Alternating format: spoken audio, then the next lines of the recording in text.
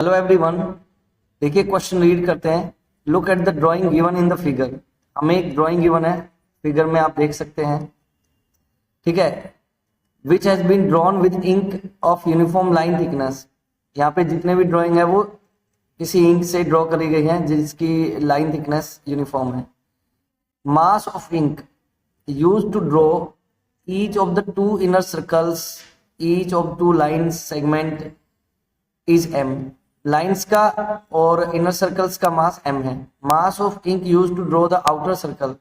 ये जो outer circle है, आउटर सर्कल के लिए हमें क्या गिवन है? आउटर सर्कल के लिए मास 6m गिवन है। चल ठीक है, और हमें इनके कोऑर्डिनेट गिवन है। आउटर सर्कल के लिए 0 0 है, लेफ्ट इनर सर्कल के लिए -a, राइट इनर सर्कल के लिए a, और वर्टिकल लाइन और हॉरिजॉन्टल लाइन के कोऑर्डिनेट भी गिवन है। पूछा क्या है हमसे? y coordinate of centre of mass of the ink in this drawing.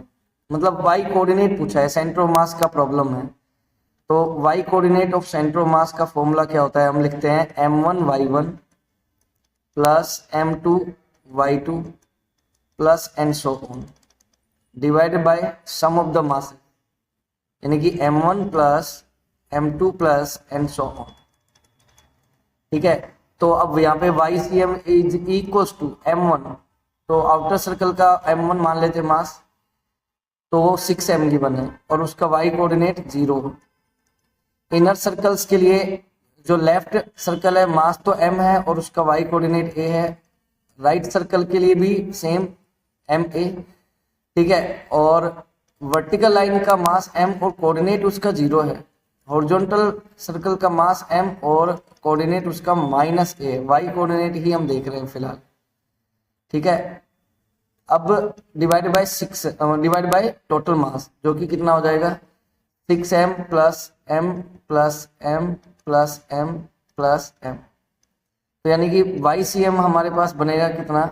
YCM is equal to, अब आप देखेंगे ये वाली टर्म 0 हो जाएगी, ये वाली टर्म ma है, ma, और ये इधर भी ma है तो ma से ma कट जाएगा, और आप देखेंगे ये वाली टर्म भी खत्म हो जाएगी, 0 से है, बस बचेगा केवल ऊपर ma।